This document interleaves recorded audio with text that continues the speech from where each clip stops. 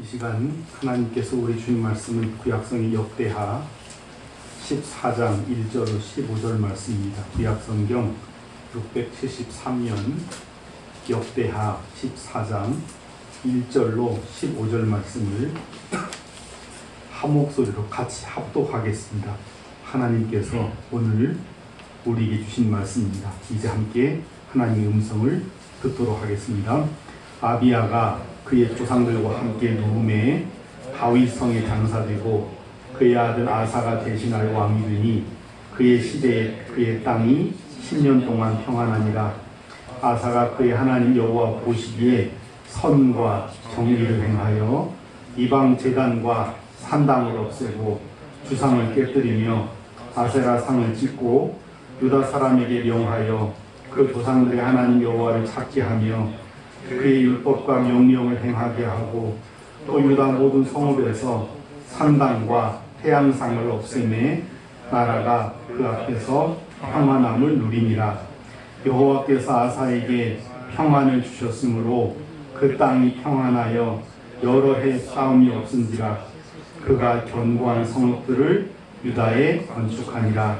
아사가 일찍이 유다 사람에게 이르되 우리가 우리 하나님 여호와를 찾았으므로 이 땅이 아직 우리 앞에 있나니 우리가 이 성읍들을 건축하고 그 주위에 성곽과 망대와 문과 빗장을 만들자. 우리가 주를 찾았으므로 주께서 우리 사방에 평안을 주셨느니라 하고 이에 그들이 성읍을 형통하게 건축하였더라. 아사의 군대는 유다 중에서 큰 방패와 창을 잡는 자가 30만 명이요 베냐민 중에서 작은 방패를 잡으며 활을 당기는 자가 28만 명이라. 그들은 다 큰 용사였더라.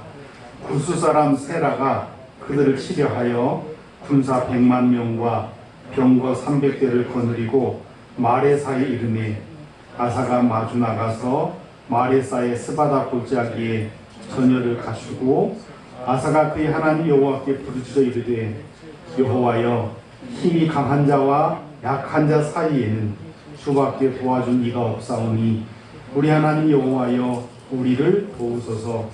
우리가 주를 의지하오며 주의 이름을 의탁하옵고 이 많은 무리를 치러 왔나이다. 여호와여, 주는 우리 하나님이시오니 원하건대 사람이 주를 이기지 못하게 하옵소서 하였더니 여호와께서 구스 사람들을 아사와 유다 사람들 앞에서 치시니 구스 사람들이 도망하는지라.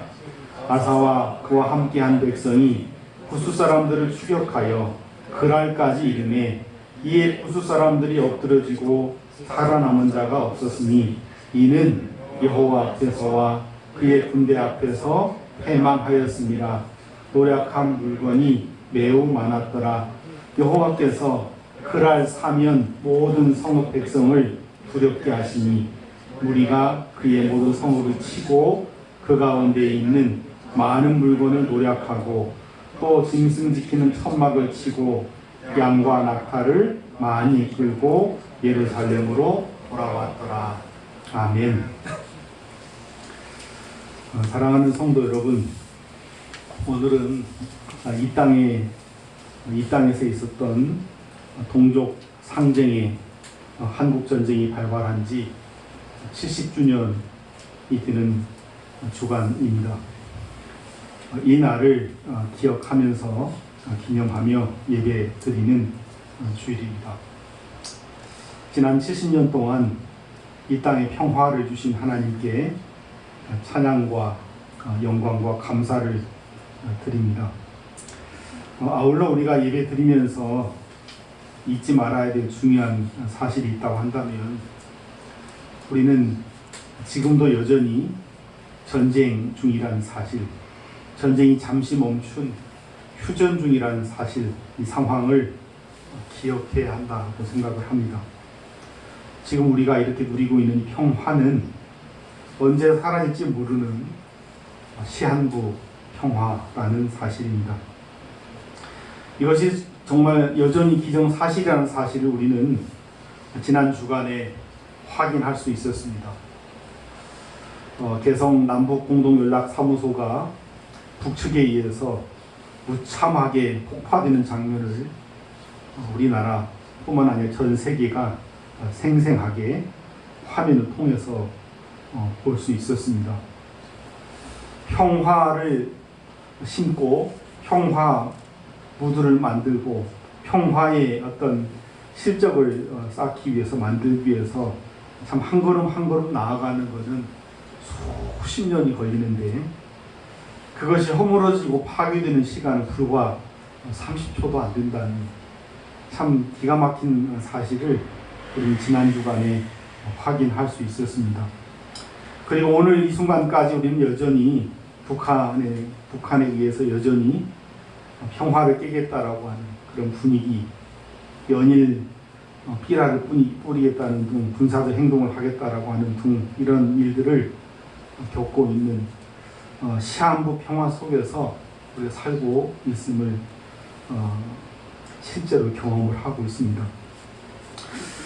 제가 어렸을 때는 그런 생각을 참 많이 했습니다. 여러분도 아마 똑같이 그런 일 했을 거라고 생각하는데 왜 나는 이런 불안한 나라에 태어났을까? 하나님 믿는 사람이니까 하나님한테밖에 할 말이 없죠. 왜 이런 불안한 나라? 우리가 알기로는 전 세계 200개 넘는 나라가 있는데 왜 하필이면 그 많고 많은 나라 가운데 이렇게 분단이 되고 항상 평화가 강대국들에 의해서 좌지우지되고 눈치를 봐야 되고 평화가 위협당하는 이런 나라에 태어났을까? 정말 우리에게 진짜 평화가 있긴 있을까?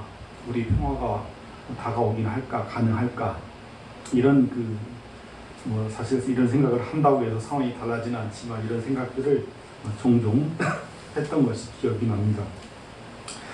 그러나 참으로 놀라운 사실은 이렇게 전 세계에 단 하나밖에 없는 분단 국가로 최악의 상황이었음에도 불구하고 우리나라는 이 세상에서 가장 평화로운 나라처럼 번영을 누리고 지난 70년을 살아왔다는 사실을 그 어느 누구도 부인할 수 없을 것입니다. 정말 다 하나님의 은혜라는 것을 고백할 수밖에 없습니다. 여러분, 하나님의 은혜가 아니었다고 한다면 어떻게 이것이 가능했겠습니까? 하나님의 은혜로 말미암았다. 6.25 한국전쟁이 발발한 지 70년이 되어가는 오늘 저는 우리와 비슷한 역사적 운명을 경험했던 한 나라, 한 명의 왕의 이야기를 통해서 은혜를 나누고 싶습니다. 그토록 자랑스럽고 강한 나라, 부강한 나라였던 다윗 왕국 혹은 솔로몬 제국에서 이제는 남쪽과 북쪽으로 나라가 동강이 나고 그 중에서도 두 지파, 10지파 대 두 지파로 나뉜 두 지파로 만든 작고 약한 나라로 전락했던 남유다. 그 남유다의 왕이 되어서 평화를 누렸던 아사라고 하는 왕을 통해서 은혜를 나누고 싶습니다.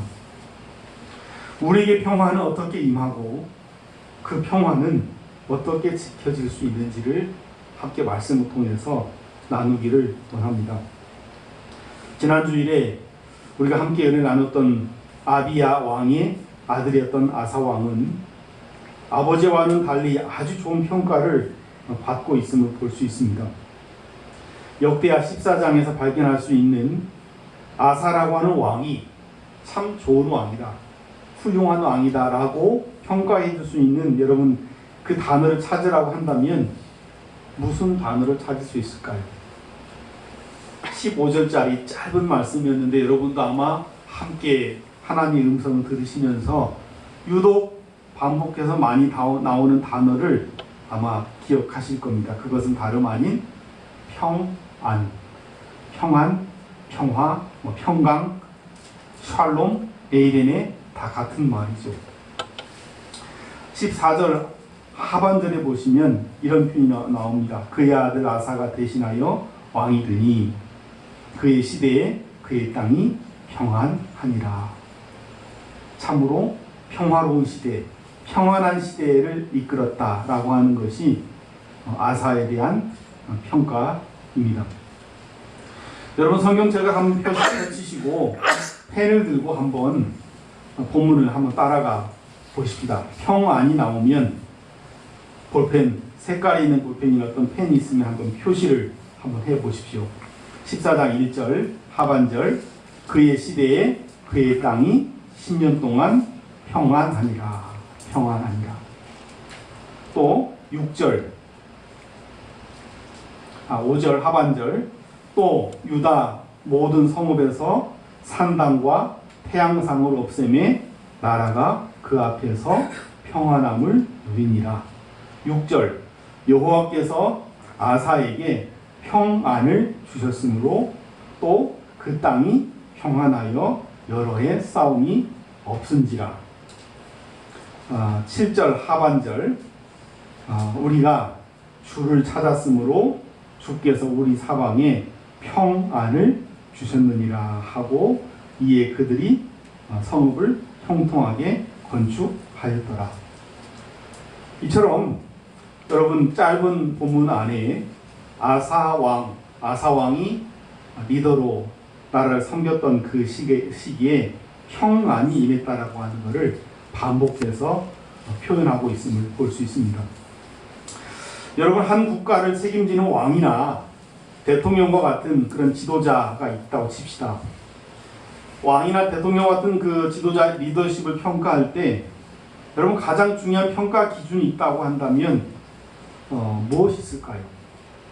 어떤 단어로 평가할 수 있을까요? 여러 가지 기준이 있을 수 있겠죠.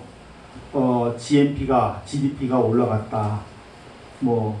생활 수준이 나아졌다.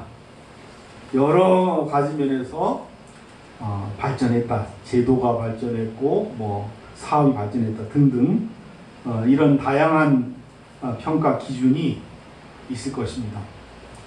그러나 여러분 발전도 있고 생활 수준도 있고 제도도 나아지고 여러 가지 변화된 그런 모습들이 있지만 그 나라에 살고 있는 거주하고 있는 사람들, 백성들의 마음이 늘 불안하고 초조하고 뭔지 알 수 없는 그런 불길한 마음 때문에 힘들어한다고 한다면 그 왕의 번영, 왕의 발전 이것이 무슨 소용이 있겠습니까?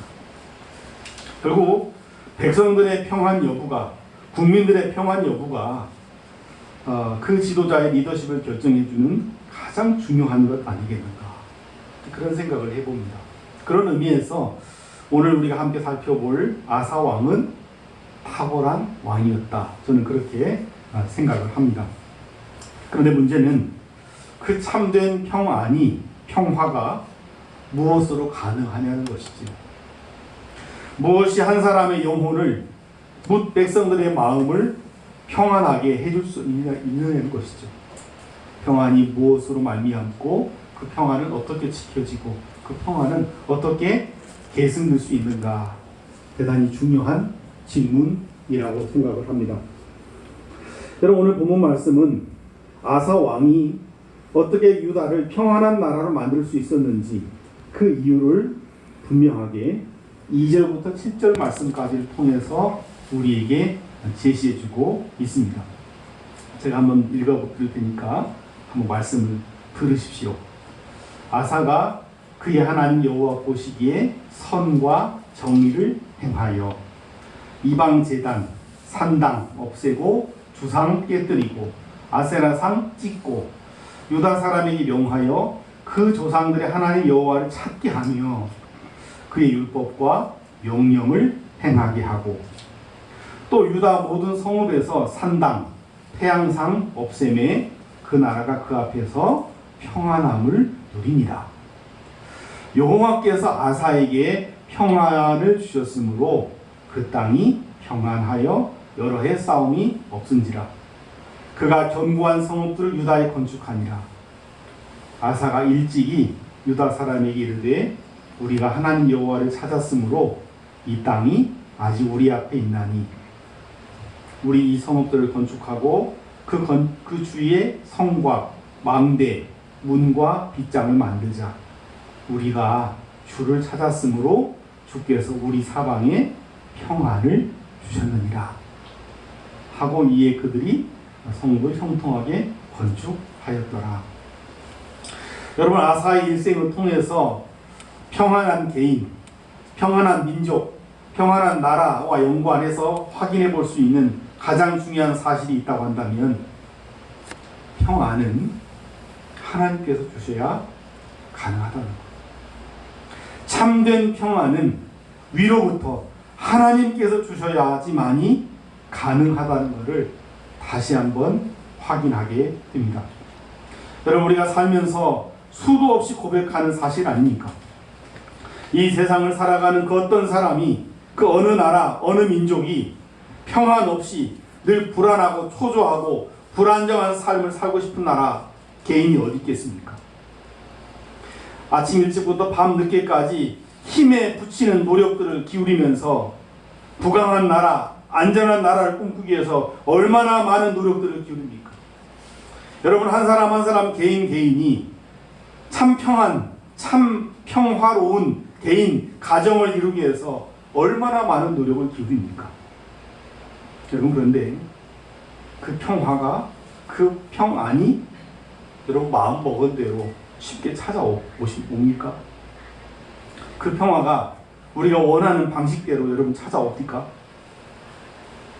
우리가 그렇게 중요하게 여기는 큰 숫자, 거대한 숫자로 이루어진 소유양, 많은 그런 물질적 소유, 그 소유가 오면 저절로 평안이 찾아올 거라고 생각했지만 평안이 찾아왔습니까? 5천만 원짜리 침대, 500만 원짜리 침대는 살 수 있지만 평안한 수면은 살 수 없다라고 하는 것이 오늘 우리 시대를 대변하는 말 아닙니까? 만일 소유의 숫자, 큰 숫자, 거대한 숫자가 우리의 평안을, 평안한 개인을, 평안한 나라를 보장해 줬다고 한다면 사실 우리나라는 이렇게 신경정신과가 많아서는 안 되는 나라죠. 수면제가 잘 팔리는 나라가 돼서는 안 되는 거 아닙니까? 상담 심리학이 이렇게 발전해서 되는 나라가 돼서는 안 되는 거 아닙니까? 단군 이래로 가장 잘 사는, 가장 부유한, 가장 많은 소유를 누리고 있는 그런 나라임에도 불구하고 여전히 우리는 가장 불안한 시대, 참 평안이 없어서 힘든 시대를 살고 있는 것 아닙니까? 결국 참된 평안은, 참된 평화는 이 세상의 모든 평안을 주관하시는 분이 여러분에게, 우리에게 주실 때만 가능하다라고 생각합니다. 아울러 우리가 그 평안을 주시는 분의 뜻대로 살아갈 때, 우리가 평안을 주시는 분을 알고 그분이 원하는 뜻대로 살아갈 때만이 비로소 우리가 평안한 삶을 누리게 될 것이라고 생각을 합니다. 그래서 빌혼이라는 시인은 찬송가 410장, 우리가 함께 고백했던 410장에서 이렇게 고백을 합니다. 내 마음에 한 노래 있어 나 즐겁게 늘 부르네. 이 노래를 부를 때에 큰 평화 임하도다. 주 십자가에 달리사 날 구원해 주셨으며 주 예수님 고난 받았기 때문에 나 평화 누리도다. 나 주께 영광 돌릴 때 이 평화 충만하도다. 주 하나님 은혜로서 이 평화 누리도다. 이 평화를 얻으려고 주 앞으로 나아갈 때 주 예수님 우리에게 이 평화 주리로다. 오늘 내게 참 평화를 주신 분이 하나님이시고, 그래서 이 자리에 찾아 나온 여러분 심령에 하나님께서 공급하신 참 평안이 함께 하시기를 주님의 이름으로 축원합니다. 그래서 후렴에서 평화는 하나님 주신 선물, 값없이 우리에게 주신 선물이라는 거죠. 오 크고 놀라운 평화, 하나님 선물일세, 이렇게 말씀하고 있습니다. 하나님의 선물로 주어지는 평화의 평안 그 자체이신 하나님께서 주시는 선물로서의 평화가, 평안이 오늘 예배에 동참한 여러분들에게, 여러분 가정에, 여러분 자녀들에게 충만하게 임하시기를 주님의 이름으로 축원합니다. 여러분, 우리는 평안의 왕이신 하나님께서 평안을 주시지 않으면 단 한순간도 평안을 누릴 수 없는 그런 존재들입니다. 바로 아사는 그 평안을 주신 하나님이라는 사실을 알고 하나님을 사랑했고 하나님을 섬겼고 하나님께서 원하시는 삶을 살아드림으로 평안한 삶을 계속해서 누릴 수 있었습니다. 우리가 함께 봉독한 말씀을 다시 보시면 아사는 선과 정의를 행했다고 말씀합니다. 아사는 철저하게 신앙의 개혁을 이뤘다라고 말씀합니다. 그는 참 평화를 주시는 하나님을 버리게 만드는 가짜 평화를 쫓게 만드는 우상들을 단호하게 정리했다고 말씀합니다. 구체적으로 왕과와 백성들이 섬기던 제단, 산당을 없앴고 주상을 깨뜨렸다라고 말씀합니다. 아세라 상도 찍어 정리했다라고 말씀합니다. 15장에 보시면 그 참된 평안을 지키기 위해서 왕가의 가장 큰 어른이었던 데비마마였던 자신의 어머니 황후의 태위도 폐위시켰다라고 말씀하고 있습니다.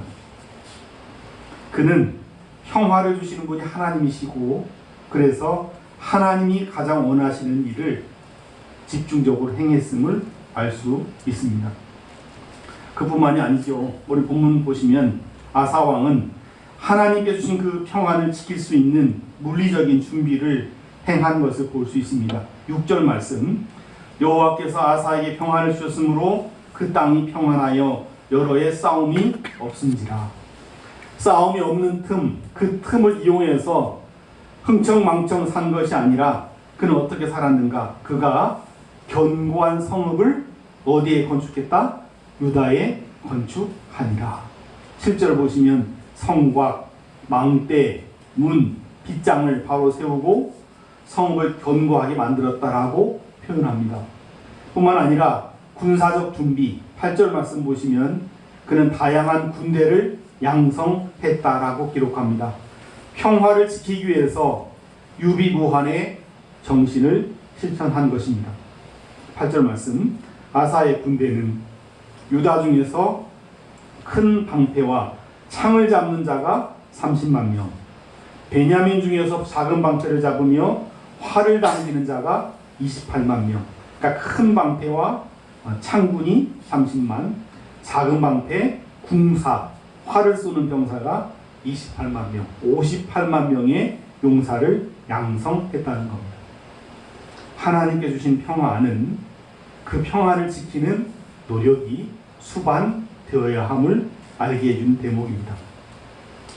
그리고 시간이 흘러서 아사왕은 어느 날 자신이 누리고 있는 평화가 위협당하는 전쟁을 만나게 됩니다.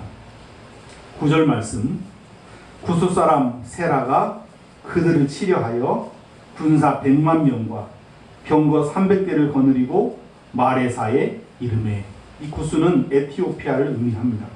당시 에티오피아는 아마도 애국과 같이 큰 거대한 제국을 이뤘던 것으로 보여집니다. 바로 유다의 평화를 깨뜨리려고 하는 이방 세력이 거대한 군사를 이끌고 침공에 들어온 것입니다. 본문에 보니까 자그마치 100만 명의 용사와 300대의 병거라는 말은 요즘으로 말하면 말이 이끄는 300대의 막강한 전차 부대를 이끌고 유다를 침공했다라는 거죠. 여러분, 평화를 지키기 위해서 아사 왕은 평안한 시절에 58만 명의 군사를 양성을 했고 방패, 창병, 군병 58만 명을 양성했다고 말씀을 했습니다. 그렇게 노력을 했지만 그가 당한 문제의 그 현실은 100만 명 대 58만 명, 방패와 창병, 군병으로 구성된 군대 대 기마, 전차부대 100만 명, 수적으로 딱 구분이 됩니다. 누가 우세합니까? 이 싸움은 과연 어떻게 전개될 것입니까? 과연 유다는 하나님께서 주신 이 평안을 지켜낼 수 있을까요? 오늘 본문은 아사의 독특한 전쟁 방식을 소개하고 평화가 어떻게 지켜졌는지를 우리에게 말씀합니다. 먼저 아사 왕은 스바다 골짜기를 가득 메운 에티오피아의 군대 100만 명을 바라보면서 전쟁을 이렇게 규정합니다. 이 전쟁은 유다의 왕 아사와 에티오피아 왕 세라의 전쟁이 아니다라고 선언합니다. 대신 그는 이 전쟁을 바로 하나님께 속한 전쟁으로 규정을 합니다. 그래서 그는 하나님의 백성만이 갖고 있는 가장 강력한 무기, 100만 명의 기마 전체 부대와는 상대할 수 없는, 비교할 수 없는 가장 강력한 무기인 기도, 하나님을 향한 부르짖음을 가지고 전쟁터로 달려 나아갔습니다. 11절 말씀, 아사가 그의 하나님 여호와께 부르짖어 이르되, 그의 하나님 여호와께 부르짖어 이르되, 이것이 하나님의 사람의 가장 대표적인 전쟁 방식입니다. 그리고 아사는 이 전쟁을 주관하신 하나님께 도와달라고 기도하기 시작합니다. 여호와여, 힘이 강한 자와 약한 자 사이에는 주밖에 도와줄 이가 없사오니 100만 명의 기마 전차 부대를 이끌고 온 에티오피아 강한 자와 준비는 했지만 약한 자 우리 유다군 사이에 도와줄 분은 하나님 당신밖에 없사오니 우리 하나님 여호와여, 우리를 도우소서. 우리가 주를 의지하오며 주의 이름을 의탁하옵고 이 많은 무리를 치러 왔나이다. 여호와여, 주는 우리 하나님이시오니 원하건대 저 인간들이, 저 사람들이, 인간의 논리로 무장한 저 이방 세력들이 하나님을 이기지 못하게 하옵소서. 이렇게 기도했습니다. 절대적 열세에 놓여있던 아사왕은 이 상황의 궁극적 해결의 길이 평화의 근원이신, 평화의 왕이신, 전능하신 하나님께 있음을 믿고 구했던 것입니다. 그래서 그는 오직 하나님을 의지했다라고 말씀합니다. 그래서 그는 하나님의 이름을 의탁했다라고 말씀하고 있습니다. 강한 에티오피아 군과 약한 군 유다 사이에 도와줄 존재가 하나님밖에 없음을 고백하면서 하나님께 도와달라고 간절하게 기도한 것입니다. 이 전쟁이 하나님께 속한 전쟁이니만큼 하나님께서 책임지라는 것이죠. 여러분, 그리고 어떤 일이 벌어졌습니까? 12절 말씀입니다. 하나님께서는 하나님의 방식으로 이 전쟁을 수행해 주셨습니다. 즉각적인 응답의 역사가 나타납니다. 어떻게 표현됩니까? 여호와께서 구스 사람을 아사와 유다 사람들 앞에서 치시니, 주어는 뭐고 동사는 뭡니까? 여호와께서 주어, 동사, 치시니, 누가 전쟁을 합니까? 여호와께서 치셨다. 결과 구스 사람들이, 에티오피아 사람들이 도망하는지라. 하나님께서 친히 이 전쟁에, 평화의 왕이신 하나님께서 친히 이 전쟁에 개입해 주셨다는 말씀입니다. 그래서 구스의 세라의 군대를 치셨고 그들은 유다 앞에서 도망가기 시작합니다. 아사와 그의 병사 58만 명은 그저 하나님의 전쟁에 참전하여 그 결과 하라는 대로 순종함으로 결과를 거두기만 하면 되는 것이죠. 13절 말씀, 아사와 그와 함께한 백성이 구스 사람들을 추격하여 그랄까지 이르매 이에 구스 사람들이 엎드러지고 살아남은 자가 없었으니 이는 여호와 앞에서와 그의 군대 앞에서 패망하였음이었더라. 노력한 물건이 매우 많았더라. 하나님께서는 하나님을 의지하고 하나님의 이름을 의탁하고 전쟁에 참여한 유다의 군대를 자신의 군대라고 불러 주셨습니다.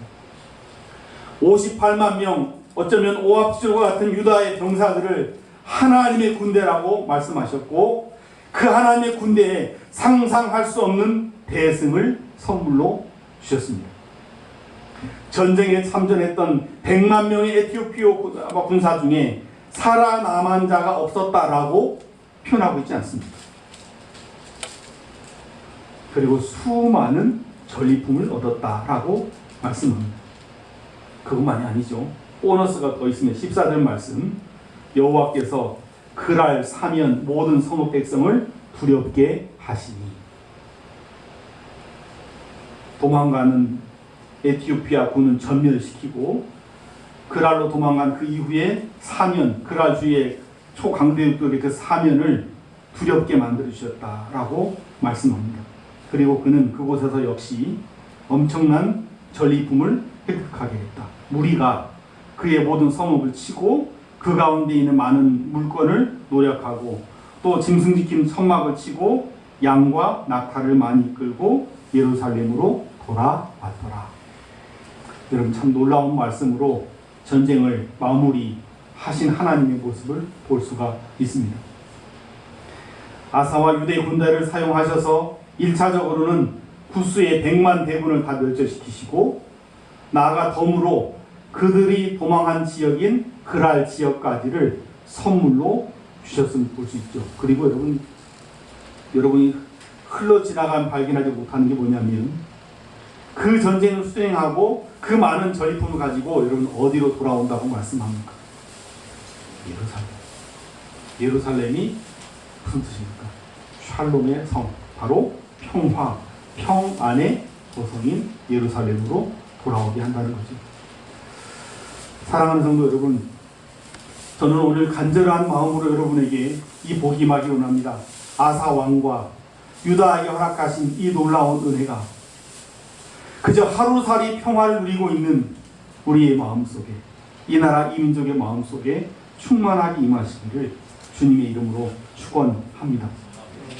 초강대국들 사이에 끼어서 초강대국들이 마치 우리의 평안을 보장하는 것처럼, 그래서 하나님처럼 생각하고 온통 그들에게 매몰되어 있는 우리들, 지도자들, 이 현실을 반성하는 그런 귀한 시간 되기를 원합니다. 참된 평화는 오직 샬롬의 주인이신 하나님으로만 가능함을, 말미암음을 확인하는 귀한 시간 되시기를 주님의 이름으로 축원합니다. 참된 평화는 평안의 왕이신 하나님을 기억하고 그 하나님의 뜻대로 살아가는 자들에게 주어진다는 사실을 기억하시면서 이 한 주간도 여러분 심령에 참된 평안이 넘쳐나시기를 주님의 이름으로 축복합니다. 기도하겠습니다. 살아계신 아버지 하나님, 한국 전쟁 발발 70주년을 맞이합니다. 그럼에도 불구하고 여전히 이 나라는 평화가 온전히 보장받지 못한 그런 시대에 살고 있습니다. 주님 오실 때까지 그렇게 되겠지요. 바라고 원하기는 진정한 평안의 근원이신 하나님을 기억하고 하나님께 우리 개인의 운명과 이 나라 이 민족 운명을 맡기게 하시고, 우리의 삶은 평강의 왕이신, 평안의 왕이신 하나님의 말씀대로 살아갈 수 있는 하나님의 자녀들, 하나님 백성들 될 수 있도록 도와주옵소서. 그래서 오늘 아사와 유다군에게 주어졌던 놀라운 평안의 복이, 평화의 복이 우리에게도 임하게 도와주옵소서. 예수 그리스도 이름으로 기도하옵나이다. 아멘.